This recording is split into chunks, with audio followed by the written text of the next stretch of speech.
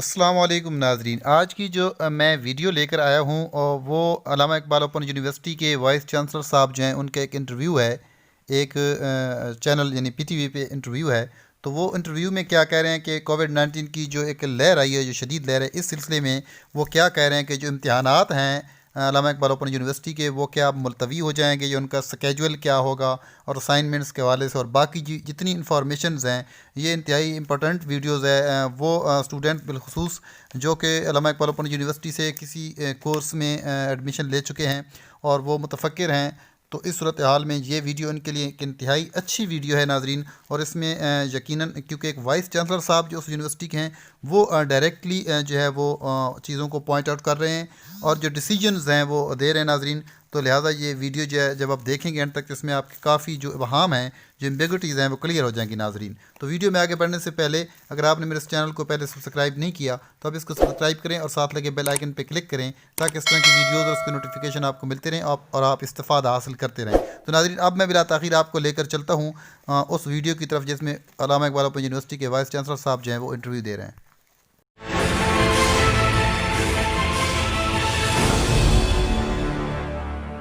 Welcome back viewers. हमारे साथ मौजूद हैं वाइस चांसलर हैं अल्लामा इकबाल ओपन यूनिवर्सिटी के प्रोफेसर डॉक्टर ज़ियाउल क़य्यूम साहब, जिनसे हम गुफ्तगू करेंगे कि अब चूंकि कोविड-19 की दूसरी लहर पीक कर रही है और हुकूमत ने फैसला किया 26 नवंबर से तमाम तालीमी इदारों को बंद करने का, लेकिन ऑनलाइन एजुकेशन रहेगी और फिर 25 दिसंबर से 10 जनवरी तक मौसम सरमा की छुट्टियां होंगी। तो इस दौरान ये जो डिस्टेंट लर्निंग है, ये जो ऑनलाइन एजुकेशन, चूँकि अल्लामा इकबाल ओपन यूनिवर्सिटी में बहुत ज़्यादा ये तरवीज इसकी दी जाती है, पाई जाती है, और बहुत से स्टूडेंट्स जो हैं इनको डिस्टेंट लर्निंग करते हैं। तो इनसे जानेंगे ये कितनी इसकी फालियत क्या है, इसके लिए क्या चैलेंजेस हैं, और जबकि अब बकौल माहिरीन के we are living in corona age, तो हम इससे कैसे बेहतर कर सकते हैं, क्योंकि लगता तो ऐसे ही है कि पूरा ये साल जो है और आने वाले दिनों में जब तक वैक्सीन नहीं बनती हमें डिस्टेंट लर्निंग पर इक्तफा करना होगा। बहुत शुक्रिया सर, आपने प्रोग्राम सच के साथ के लिए वक्त निकाला। मैं आपसे जानना चाहूँगा ज़ियाउल क़य्यूम साहब कि बताइएगा, मैं देख रहा था आप लोगों के माशाल्लाह 13 लाख से ज़्यादा स्टूडेंट्स हैं, 13 लाख,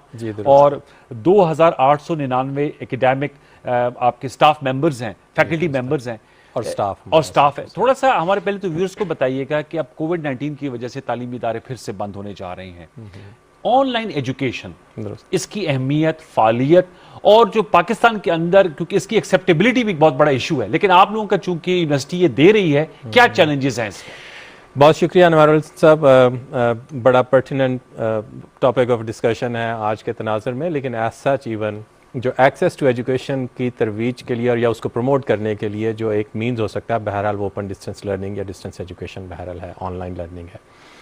और मैं ब्रीफली आपसे कहूँ, जो आपने अपने इब्तदाई कलमात में कहा, एक सवाल का जवाब तो यही है, इसी सवाल में जवाब है कि एक ऐसी यूनिवर्सिटी जो कमोबेश पिछले 46 साल से डिस्टेंस एजुकेशन में अपने कह लीजिए अपने ऑपरेशंस को चला रही है, तो आप ज़रा उसके स्केल का अंदाज़ा कीजिए कि वो एक यूनिवर्सिटी कमोबेश 13 लाख तलबा और तालबात को पढ़ा पा रही है। अगर इतने तलबा और तालबात आप फॉर्मल एजुकेशन सिस्टम के ज़रिए से उनको एजुकेशन देना चाहते होते, तो आप मल्टीप्लिकेटिव फैक्टर में कैलकुलेट कर लीजिए कि आपको कितने इदारों की ज़रूरत थी। एग्जैक्टली। दूसरी बात, मेरी यूनिवर्सिटी आज तक तकरीबन 3.6 मिलियन डिग्रियां इशू कर चुकी है। सो फिर करस्पॉन्डिंगली जो ओपन डिस्टेंस लर्निंग या डिस्टेंस एजुकेशन वाले मोड्स की जो एक कह लीजिए अफादियत है, एक पहलू जो अफादियत का है, वो इस बात से काफ़ी अयां हो जाता है। दूसरी बात, जो आज के बिल्कुल पर्टिकुलर तनाज़ुर में हम बात करते हैं, इस बात से तो कोई दूसरी, इस बात में कोई दूसरी राय नहीं है कि आज जिस सिचुएशन से हम नबर्द आज़मा हैं, उस केस में ऑनलाइन लर्निंग और distance education only option available है to actually provide access of education to the students who were otherwise enrolled in formal educational institutions. Exactly. हाँ, वो schools हैं और आप यूनिवर्सिटी तक चले जाइए। रही बात आपके सवाल के आखिरी हिस्से की कि उसकी अहमियत एज सच एजुकेशन सिस्टम के तौर पे कितनी है, तो मेरा एक मुख्तसर सा जवाब है, ये हमारे मिथ्स हैं, ज़ाहिर एप्रीहेंशंस होती हैं। जिस सिस्टम को हम बहुत अच्छा नहीं जानते होते उसके बारे में हमारी रिजर्वेशन ज़्यादा ज़ाहिर होती हैं। आज के दौर में पूरी दुनिया में आप MIT, Harvard, Oxford, Cambridge, Ivy League universities, Europe की यूनिवर्सिटियाँ आप आ जाइए, एटलीस्ट अंडर ग्रेजुएट एजुकेशन सारी उन्होंने ऑनलाइन कर दी है। तो क्या ये तसव्वुर कर लिया जाए कि जो अदरवाइज पहले यूनिवर्सिटियां बड़ी टॉप रैंक तसव्वुर की जा रही हैं और हैं भी, इसमें कोई शक नहीं है, इस मोड ऑफ एजुकेशन और डिलीवरी ऑफ कंटेंट को चेंज के मोड को चेंज करने की वजह से क्या आज वो खुदा न खास्ता सब स्टैंडर्ड एजुकेशन दे रही हैं? ऐसा नहीं है, ऐसा नहीं। ठीक है, ये आपने एक अच्छा पर्सपेक्टिव दे दिया। अब थोड़े से सवालात हैं मेरे। जाहिर बात है अब ऑनलाइन एजुकेशन जो है वो दी जाएगी। जब पहली कोरोना वेव आई तो हमने देखा कि इलामा इकबाल ओपन यूनिवर्सिटी और पाकिस्तान टेलीविजन ने टेली स्कूल का कॉन्सेप्ट भी दिया। वो कितना सक्सेसफुल रहा, मैं आपसे जानना चाहूँगा आपके एंड में, क्योंकि मेरे ख्याल में कोर्स बनाना वो आप लोगों का काम था, मेथोडोलॉजी, पैकेजिंग आप लोग कर रहे थे, हम लोग आपको एक डिलीवरी प्लेटफॉर्म दे रहे हैं, तो अब उसकी मेरे ख्याल में ज़्यादा अहमियत भी बढ़ जाएगी। कितना इफेक्टिव होता है, क्योंकि जैसे हमारी डिस्कशन से पहले बात हो रही थी ऑफ कैमरा कि इसमें फीडबैक इंटरेक्टिव नहीं होता, और तालीम जैसे मैं और आप गुफ्तगू कर रहे हैं, हमारा एक मुकालमा हो रहा है, लेकिन जब टेलीविजन के थ्रू एजुकेशन जाती है उसमें मुकालमा नहीं होता, तो स्टूडेंट्स का फीडबैक आपको नहीं मिल पाता।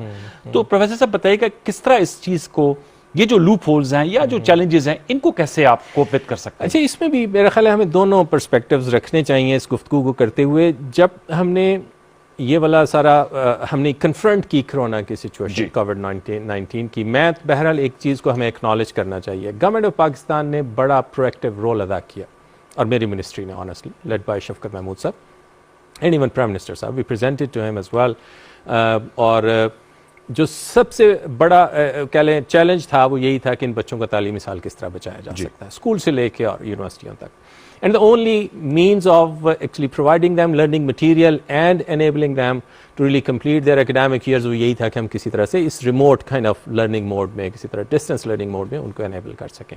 सो tele school was one initiative schools के लिए एटलीस्ट, जिसमें मैं साथ ये कहता चलूँ कि हमारे बहुत सारे प्राइवेट पार्टनर्स ने उसमें बहुत फ़ाल किरदार अदा किया, कंटेंट देने की हद तक। सो लर्निंग ऑब्जेक्टिव्स पे फिर जो हमारा डायरेक्टरेट है फेडरल एजुकेशन का, उसमें एक्सपर्ट्स ने बैठ के उसकी सिफ्टिंग की ताकि एक सिक्वेंशियल फॉर्म में कंटेंट जो है उसको पैकेज किया जा सके। मेरी यूनिवर्सिटी का जो इंस्टीट्यूट ऑफ एजुकेशनल टेक्नोलॉजी है, उन्होंने इन दोस्तों के साथ मिल के काम किया और हमने फिर उसकी पैकेजिंग करके आपको दिया कि आप उसको ऑन एयर करना शुरू करें। सो एक कलेक्टिव एफर्ट थी। लेकिन इसके साथ मैं कहता चलूँ वो एक आइडियल सिचुएशन नहीं हो सकती अनवर साहब, लेकिन ये एक बहुत बड़ा और बहुत अच्छा इनिशिएटिव ज़रूर था। ठीक, बच्चों को एंगेज करने के लिए देखिए, घरों में रह के स्टूडेंट्स के, छोटी उम्र के बच्चों से लेकर सब तक, उसके अपने एक साइकोलॉजिकल इश्यूज भी हैं।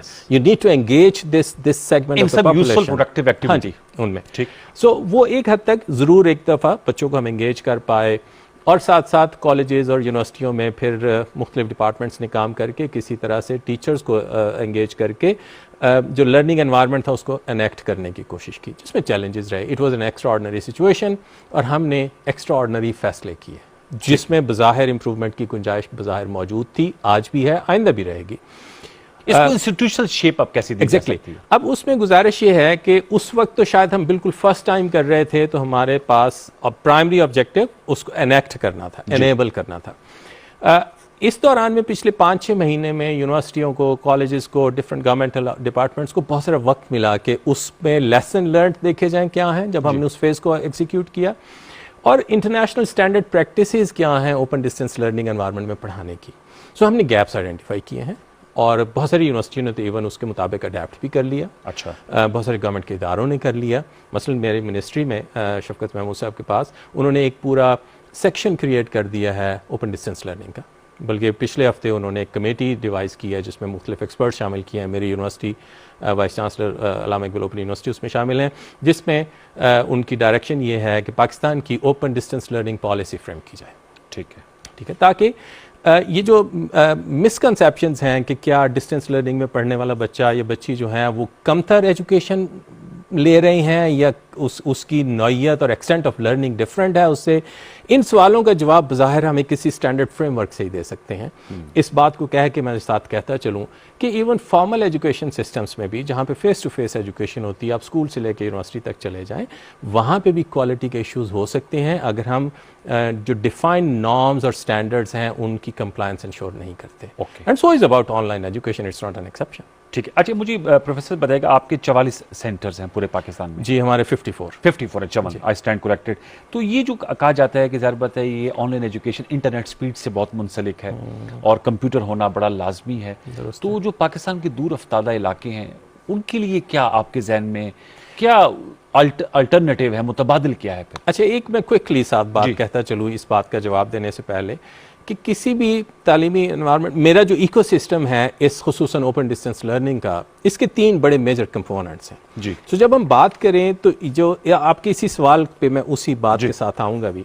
एक है कि कंटेंट डेवलपमेंट क्या है, कंटेंट को डिज़ाइन किया जाए, मवाद जो आप पढ़ा जो मवाद पढ़ाना है वो हम फेस टू फेस के लिए भी डिज़ाइन करते हैं, एक करिकुलम। वो फर्क होता है, ये भी मैं जरा। हाँ जी, इसमें देखिए फर्क ये है ना, जैसे मैं क्रूड सी मिसाल दूं, मैं बहुत आपके इस एनवायरनमेंट से तो फेमिलियर नहीं हूं, लेकिन शायद मैं समझा सकूं कुछ थोड़ा सा, कि एक है मोड जिसमें आपको प्री रिकॉर्डेड फर्ज करें प्रोग्राम लेते हैं, उसकी आप साउंड क्वालिटी भी बेहतर कर लेते हैं कहीं पे, उसकी वीडियो क्वालिटी भी बेहतर कर लेते हैं, और एक है बिल्कुल लाइव प्रोग्राम है। सो उसकी रिक्वायरमेंट्स डिफरेंट होंगी, रिकॉर्डिंग की भी और आई मीन कंटेंट की भी, ठीक है, जो एंकर्स हैं उन साहबान की ट्रेनिंग की भी, एबिलिटी की भी, ठीक है। So it's about distance education as well. तो मतलब टीचर्स ट्रेनिंग भी वेरी करिकुलम वो है, ओके, लेकिन उसका इंस्ट्रक्शनल डिजाइन डिफरेंट है जब हम उसको कंटेंट को डिजाइन करेंगे बेसिकली, कि उसको डिलीवर करना है जब हमने स्टूडेंट्स की तरफ। इस पे बहुत काम होने की जरूरत है, चूंकि हमने ये किया कि ये किताब है, अगर इसको डिजिटल फॉर्म में कन्वर्ट कर दिया है और किसी भी मीन्स ऑफ कम्युनिकेशन के जरिए से स्टूडेंट की तरफ भेज दिया है तो डिस्टेंस एजुकेशन एनेबल होगी। It's not like that, it is not to be like that. दूसरा है जो जिसका इजहार आपने फरमाया कि उसका कंटेंट की फिर जो डिलीवरी प्लेटफॉर्म है, जो कम्युनिकेशन चैनल है जिस पे उसने जाना है वो क्या है। एंड ऑब्वियसली आज की दुनिया में जो टेक्नोलॉजी एनहांस लर्निंग का फिनोमेना है, जो ऑनलाइन लर्निंग का फिनोमेना है, वो बहरहाल टेक्नोलॉजी के जरिए से और इंटरनेट के जरिए से एनेबल हो रही है। लेकिन इंटरनेट एक कंपोनेंट है, इसमें कोई शक नहीं है कि जब हम इस एनवायरनमेंट पे जाएंगे तो लोग जो कम्युनिकेशन एनेबल हो रही है उसको किसी रिसीविंग एंड पे लेने के लिए और सेंडिंग एंड से सेंड करने के लिए जो आपके पास कम्युनिकेशन चैनल अवेलेबल है, वो या टीवी है जैसे टेली स्कूल वाली एग्जांपल है, या ये इंटरनेट के एक ये जो आजकल चल रहा है जूम मीटिंग, वेबिनार, अच्छा ये है फिर व्हीकल जो कैरी कर रहा है कंटेंट को बेसिकली। तो मेरी गुजारिश ये है कि एक पहलू जिसकी निशानदेही आपने की वो वाकतन चैलेंज है मेरे मुल्क में, जहाँ पे इंटरनेट की फैसिलिटी दूर अफ्तादा इलाकों में या ना होने के बराबर है या कई जगहों पे है ही नहीं। ठीक, सो वो एक चैलेंज है।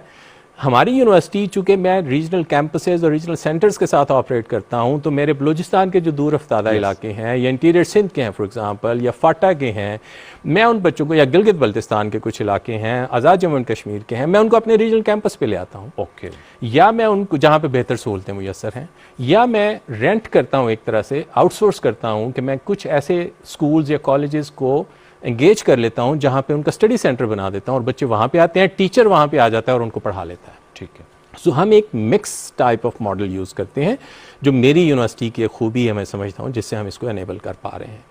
लेकिन एक साथ मैं कहता चलूँ फिर अगेन, चूँकि हमें गवर्नमेंट के साथ अच्छे जो इनिशिएटिव्स हैं उनको पब्लिसाइज करके लोगों को ये बताना चाहिए कि गवर्नमेंट उनकी बेहतरी के लिए काम कर रही है। ठीक है। इस चैलेंज को देखते हुए जो हमें पिछले एक्सपीरियंस में आया, शफकत महमूद साहब से एक पूरी उन्होंने हाई लेवल मीटिंग की जिसमें PTA को इन्वाइट किया, PDCL को इन्वाइट किया, उन्होंने टेलीकॉम ऑपरेटर्स को कुछ को एंगेज किया कि ये स्प्रेड और कवरेज ऑफ इंटरनेट को किस तरह से बेहतर किया जा सकता है। और उस पर फिर एक इवन इंटर मिनिस्टेरियल कमेटी बन गई प्राइम मिनिस्टर साहब की हिदायत पे, जो कि इंटरनेट की एक्सेस को बेहतर करने के लिए अपना पूरा एक रोड मैप पे काम कर रही है। ज़ाहिर उसमें वक्त लगेगा लेकिन उस पर काम शुरू हो गया। दूसरी जो बड़ी इंपॉर्टेंट बात है अनवारुल हसन साहब, वो डिलीवरी व्हीकल है जो उस कंटेंट को कैरी करेगी इंटरनेट पे भी। Zoom it's a means of actually it's a meeting software. अच्छा, it's a net meeting software. ये लर्निंग मैनेजमेंट, मतलब देखें मैं ये कहता हूँ कि कम्युनिकेशन एस्टैब्लिश करने के लिए बात ठीक हो सकती है एक स्मॉल स्केल पे फर्ज करें, उसकी लाइसेंसिंग कॉस्ट है। नेट मीटिंग है फॉर एग्जांपल, या गूगल का गूगल क्लासरूम है, गूगल मीट है फॉर एग्जांपल, वो लोग यूज़ कर रहे हैं, प्राइवेट स्कूल्स यूज़ कर रहे हैं, ठीक है, ये कॉस्ट इफेक्टिव सॉल्यूशंस हैं। लेकिन ये फैक्चुअली और ग्रेजुअली गूगल ने अपने गूगल मीट को बहुत इंप्रूव किया। अच्छा, ज़ाहिर है ये एक बिजनेस पर्सपेक्टिव भी था, लेकिन मैं जब अपने स्केल की बात कर रहा हूँ, पंजाब यूनिवर्सिटी की आप बात करते हैं, आप कायद आज़म यूनिवर्सिटी की बात करते हैं, ये बड़ी यूनिवर्सिटियाँ जहाँ पे 40-50 हज़ार स्टूडेंट हैं, वुड यू बिलीव कि जो मैं इस सेमेस्टर में स्केजुलिंग करूँगा अनवारुल हसन साहब, मैं 18 लाख कोर्सेज की स्केजुलिंग करूँगा। 18 लाख कोर्सेज की। Can Zoom handle this volume? Can for example Google Meet handle this volume? ये एक सवाल है। And way forward फिर इसका क्या है? And way forward is we should design purposefully, I mean we should have purposefully designed learning management systems to enable this online learning, distance learning, open distance learning। Sir ये तो आपने बताया बहुत अहम बड़े चैलेंजेस जामियात के हवाले से, चूंकि आप माहिर तालीम भी हैं, जो बच्चे हैं सर, उनके लिए आप क्या सजेस्ट करेंगे? क्योंकि अब ये जाहिर बात है, मैं देख रहा था ऑन अ लाइटर साइड के मौसम सरमा की छुट्टियां हो गई, तो हमारे घर में भी बच्चे हैं, तो दे आर वेरी हैप्पी। लेकिन जाहिर बात है छुट्टियां हो गई हैं, अगर ये छुट्टियां नहीं है, ऑनलाइन एजुकेशन है, तो उनके लिए आप क्या सजेस्ट करेंगे? मैं कि सर क्या समझता हूँ कि चाहिए? हमें कंटेंट डिज़ाइन पे और कंटेंट डेवलपमेंट पे, खुसूसन स्कूलों के लेवल पे, Yes. जो हमारा लोकलाइज्ड कॉन्टेक्स्ट में कंटेंट लिखा जाए, वो बनाने की बहुत ज़रूरत है। जो गेमिफाइड हो, जो शुरू के साल हैं, इनमें आप बच्चों को किताब नहीं पढ़ा सकते। आज के दौर में जो एक इंटरेक्टिव लर्निंग का तस्वर है, इस ग्रेड्स 1 से 5 तक तो पर्टिकुलरली, और फिर 5 से 8 तक भी जी। हमें स्पेशलाइज्ड कंटेंट बनाने की ज़रूरत है, जो मिनिस्ट्री ऑफ एजुकेशन ने बहरहाल एक इनिशिएटिव लिया भी है, और मुझे बहुत उम्मीद है इंशाल्लाह ये यूनिफॉर्म करिकुलम के साथ ही फिर उसका जो कंटेंट डेवलपमेंट वाला फेज़ है, ये करिकुलम बन जाएगा। तो उस पे भी मैं ये समझता हूँ कि हमें अपना कंटेंट डिज़ाइन कर लेना चाहिए। सर, आपके हॉस्टल भी होंगे, कमिंग बैक टू द जो गवर्नमेंट के मेजर्स हैं, तो उसके लिए अब आप लोगों की पॉलिसी यही है कि 25% जो है जामियात के हॉस्टल्स में अच्छा, स्टूडेंट्स अनवारुल रह हसन सकें? साहब, उसमें मैं एक बहुत अदब से गुजारिश करना चाहता हूँ। आप फर्ज कीजिए एक इदारा है जिसमें 50,000 बच्चे पढ़ते थे। जी। अब थोड़ी देर के लिए अनवारुल हसन साहब यूनिवर्सिटी लाइफ में वापस चले जाएं, और किसी दिन क्या अनवारुल खूबसूरत हसन जिंदगी साहब थी से, वैसे। बहुत खूबसूरत जगह, इसी खूबसूरती की वजह से पूछ रहा हूँ, क्या आप स्टूडेंट्स को कहें कि जी आप 25% स्टूडेंट जो हैं वो सिर्फ हॉस्टल में रहेंगे और बाकी 75% आप चले जाएं, या 25% आज एक हफ्ता रहें या 2 हफ्ते रहें और फिर 25% बाद में आ जाएं? ये प्रैक्टिकली बहुत मुश्किल है इम्प्लीमेंट करना। मैं बहुत ये पेंडेमिक है सर, लेकिन अब जो बच्चे देखें, मसलन हमारे एक कॉलीग हैं बलूचिस्तान की एक यूनिवर्सिटी के वाइस चांसलर थे, जब ये डिस्कस हो रहा था तो उन्होंने कहा कि अब मसलन मैं अपने लसबेला से किसी बच्चे को कहूँ कि तुम ये जो 50 स्टूडेंट हो, ये किसी कुछ अरसे के लिए वापस फर्ज करें अपने अपने इलाकों में चले जाओ, तो बलूचिस्तान में ट्रैवलिंग इस तरह से है कि शायद वो 600 मील का सफ़र करके कभी आते होंगे, तो क्या मैं उन्हें ये कह रहा हूँ कि वो पहले चले जाएं और फिर 15 दिन बाद आ जाएं या 25 दिन बाद आ जाएं, या जो भी एक हम बैचेस में ऑपरेट करने की बात कर रहे हैं। ठीक है। इसकी सर प्रैक्टिकल बहुत सारी डिफ़िकल्टीज़ हैं। अच्छा। इस्लामाबाद में एक यूनिवर्सिटी में स्टूडेंट्स ने बहरहाल एहतजाज भी किया कि ये बच्चों के लिए मैनेजेबल नहीं है। फिर उसी के साथ हमने ये कहा है कि बच्चे जब हॉस्टल में आएंगे तो कोरोना का टेस्ट करवा के आएंगे, तो क्या जब वो अपना वो बैच करने के बाद चले जाएंगे और फिर किसी स्टेज पे वापस आएंगे तो क्या फिर कोरोना का टेस्ट करवा के आएंगे? इसकी एक इकोनॉमिक वैल्यू भी है, उसकी कॉस्ट भी है, बच्चों के लिए एक हैसल भी है। सो प्रैक्टिकली मैं ये समझता हूँ कि शायद बैचेस में ऑपरेट करना यूनिवर्सिटियों के लिए मुश्किल बहुत मुमकिन नहीं है। ये मेरी एक ज़ाती राय है। लास्ट में टुवर्ड्स द एंड सर, ये कोरोना ने तो हमारी जिंदगी को बिल्कुल तलपट कर दिया है सर। सियात आमा का इशू है, बहुत सी अनफॉर्चुनेटली अमवात भी हो रही है, इन्फेक्शन भी बढ़ रहा है। मैं आपसे अगर जानना चाहूँ एज एन एजुकेशनिस्ट, एजुकेशन पे कितनी कारी ज़ब्त लगाई है कोविड-19 में, और इससे इसका मदावा कैसे मुमकिन है? अनवारुल हसन, इस बात से इनकार नहीं किया जाना चाहिए कि हमने उससे सफ़र किया है। हेल्थ और एजुकेशन सेक्टर जनरली भी अगर आप बिल्कुल बात करें, कोई भी कैटास्ट्रॉफी हो, नेचुरल डिजास्टर हो, तो जो सबसे पहले 2 सेगमेंट हिट होते हैं और जो एक आम आदमी को और हमारी वाइडर पॉपुलेशन को भी अफेक्ट करते हैं, वो हेल्थ और एजुकेशन है।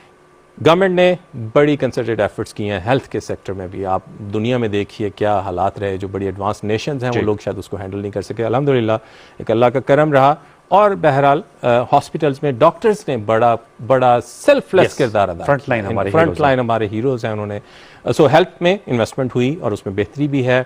एजुकेशन में भी मैं समझता हूँ सर, देखें कोई आइडियल सिचुएशन तो नहीं है, हमें कॉम्प्रोमाइज़ किए, फैकल्टी ने कॉम्प्रोमाइज़ किया। कल को आपने उनको कहा कि आप ऑनलाइन मोड में पढ़ाना शुरू कर दें, हमने उनकी ट्रेनिंग नहीं की उस तरह से, हमारे पास वक्त नहीं था। बच्चों को इसी तरह से जो कल तक फेस टू फेस मोड में स्टूडेंट्स पढ़ रहे थे, हमने किसी दिन उनको, हाँ वो छोटे बच्चे भी हैं, अब वो स्क्रीन देखने के और कंप्यूटर पे देखने की कोशिश कर रहे हैं। हमारे सीनियर टीचर्स थे जिन्होंने कभी ऑनलाइन एजुकेशन में पढ़ाया नहीं था, आज वो भी लर्न करके किसी तरह से मुख्तलिफ मीन्स के ज़रिए से बच्चों से रब्ता करने की कोशिश कर रहे हैं, पढ़ाने की कोशिश कर रहे हैं। जो एक बहुत बड़ा चैलेंज जो इस सारे के बावजूद भी हमें दरपेश है, वो असेसमेंट मेथड्स पे है। अच्छा, कि किसी भी तरह से पढ़ा तो हमने लिया जूम पे, गूगल मीट के ज़रिए से, व्हाटएवर, हम उनके इम्तिहान कैसे लें? हम वो कन्वेंशनल वही फेस टू बिठा के किसी कमरे में इम्तिहान लेने वाले सेटअप के आदी हैं। इस ऑनलाइन मीन्स में हमें बहरहाल असेसमेंट मेथड्स पे भी काम करने की ज़रूरत है कि इस मीन्स में, इस मोड में पढ़ाने के बाद हम उनका इम्तिहान इसी मोड में कैसे ले सकते हैं। हमारी यूनिवर्सिटी उस पर खासा काम कर रही है, और हमने अभी इंटरनेशनल स्टूडेंट्स का इस पेंडेमिक के बावजूद हमारे इम्तिहान शुरू हैं और हम उनका ऑनलाइन एग्जाम ले रहे हैं इस दफ़ा, पहली दफ़ा अल्हम्दुलिल्लाह सारे means. We wish you best of luck. और ज़ाहिर बात है, एक मैं आप बात कर दूं सर, मेरी यूनिवर्सिटी कहीं पे भी किसी भी इदारे को, जो तालीमी इदारा है, अगर इस सिलसिले में किसी भी तरह की कैपेसिटी डेवलपमेंट की, ट्रेनिंग की, कैपेसिटी बिल्डिंग की, हेल्प की ज़रूरत हो, मेरा इदारा बिल्कुल एक नेशनल कॉज की तरह से उनके साथ काम वेरी करने गुड को तैयार है। ऑफर जी, और इससे ज़रूर लोग जो तालीमी इदारे हैं वो ज़रूर मुस्तफ़ीद हों। आपका बहुत शुक्रिया vice chancellor Allama Iqbal open university doctor Ziaul Qayyum साहब हमसे गुफ्तगू कर रहे थे। व्यूअर्स, आपने देखा कि बहुत से चैलेंजेस हैं और बड़ा कोई मुश्किल दौर है, और अल्लाह ताला हमारे लिए आसानियाँ पैदा करें और इन मुश्किलात से निपटने के लिए अज़म तो पाया जाता है, लेकिन इस पर चैलेंजेस बार कैफ है। हम सब ने मिलकर अपना अपना इंडिविजुअली और कलेक्टिवली हिस्सा डालना होगा। आपको गुफ्तगू कैसे लगी, फीडबैक अपना जरूर दीजिएगा। इंशाल्लाह ज़िंदगी सेहत रही तो आपसे मुलाकात होगी कल रात 10:05 पर। लेकिन जाने से पहले एक दफ़ा फिर अपील करेंगे कि सैनिटाइज़र का इस्तेमाल कीजिए, अपना जो है वो मास्क लगाइए। हम इसी लगा सकते बावजूद क्योंकि ये प्रोग्राम करना है, लेकिन साथ ये मौजूद रहता है। इन चीज़ों को आपने दोबारा से मलूज़ खातिर रखना होगा, जैसे हम पहली वेव में अपील कर रहे थे। तो appeals are starting from PTV। कल तक के लिए सैयद अनवारुल हसन सच के साथ की पूरी प्रोडक्शन टीम को इजाज़त दीजिए। अल्लाह ताला हम सबको अपने हिफ्ज़-ए-मान में रखे। अल्लाह नगहबान।